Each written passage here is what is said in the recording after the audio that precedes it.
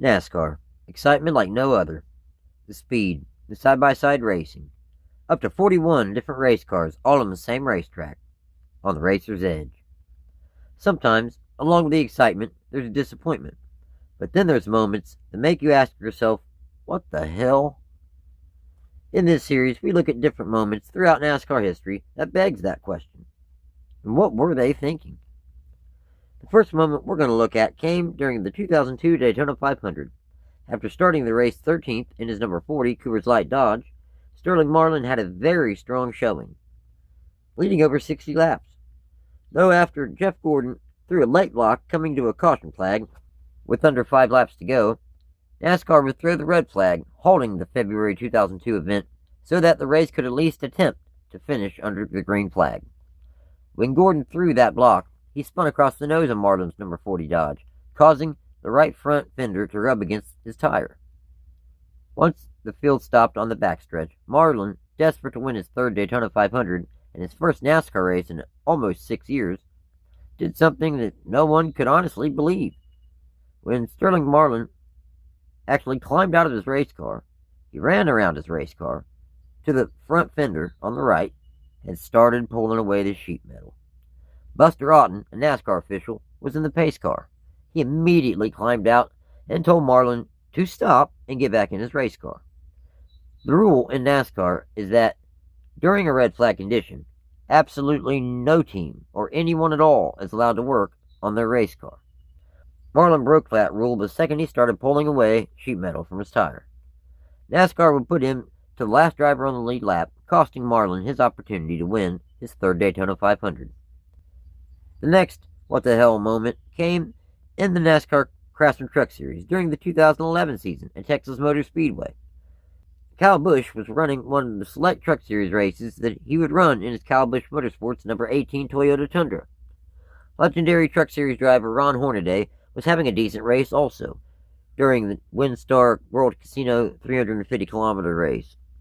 Hornaday and Busch had made contact earlier in the race, and Busch took out Hornaday because Kyle was irate with the contact that nearly ended his day in that segment of the event. But it didn't. He was able to keep going. Hornaday, the Craftsman Truck Series point leader at the time, had the 18 of Kyle Busch get behind his truck and pushed him in the rear until Hornaday's number 33 truck slammed into the wall and ending his race. Not to mention, as I said, Hornaday was in a very clear fight for the Craftsman Truck Series championship. Well, Busch's retaliation didn't go over well with NASCAR. Mike Helton announced that Kyle Busch was suspended from all NASCAR racing events for the remainder of that weekend, including both the Xfinity Series and the Cup Series races. Another unexpected moment came during an Xfinity Series race in 2023. The race began with several cautions. One of the race cars that sustained damage was the number 92 of Josh Williams. NASCAR ordered Williams to park his number 92 in the garage, effectively ending the team's race.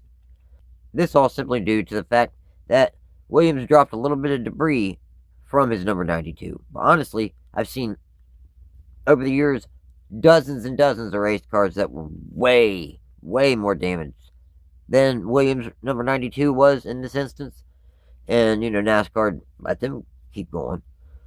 So, well, Josh took that park it call by officials as a bit of a personal jab to both him and his smaller, underfunded team. With Williams dropping a little bit of debris that I had just mentioned, caused yet another caution in the first stage of the Raptor King of the Tough 250. Frustrated, Josh indeed did park his number 92 directly across the start-finish line, underneath the flag stand, something that none of us had ever seen before in this sport. Williams, mullet flowing in the air, just walked across the infield, waving at fans, leaving the fans and officials to ask themselves, what the hell? This resulted in a one-race suspension for Williams. You think that was shocking? Here's yet another moment that makes you ask, what the hell? During the Goodies Dash Series in 1997, the Florida 200 held at Daytona International Speedway. During the 200-mile event, Robert Huffman got into the back of Enid, Ohio's Dave Stacy and his number 6 coming out of turn 2. Stacy, along with a couple other drivers, were collected as well. Stacy's number 6 spun through the grass, which was very, very slippery due to the heavy rains the previous day. Well, Dave spun all the way down to the dirt embankment, and then his car flipped over the dirt embankment, and it actually ended up landing in Lake Lloyd. Stacy made it out with only some bumps and bruises, but other than that, he was fine. Lake Lloyd is a retention pond located in the infield at Daytona International Speedway. The lake is 700 feet wide and 3,000 feet long, and 10 feet deep. This lake was built in 1958. The dirt was removed from the land, and that's how this lake was built. The dirt removed was used to make the embankment in turns 1 and 2, as well as turns 3 and 4. Again, the question is asked, what the hell? In conclusion, with this debut episode of NASCAR's WTF Moments, we started this episode covering a moment in 2002, and it turns out we are concluding this episode discussing a moment also from 2002. August 22nd, 2002 to be exact. This time in the then Busch series, now Xfinity series.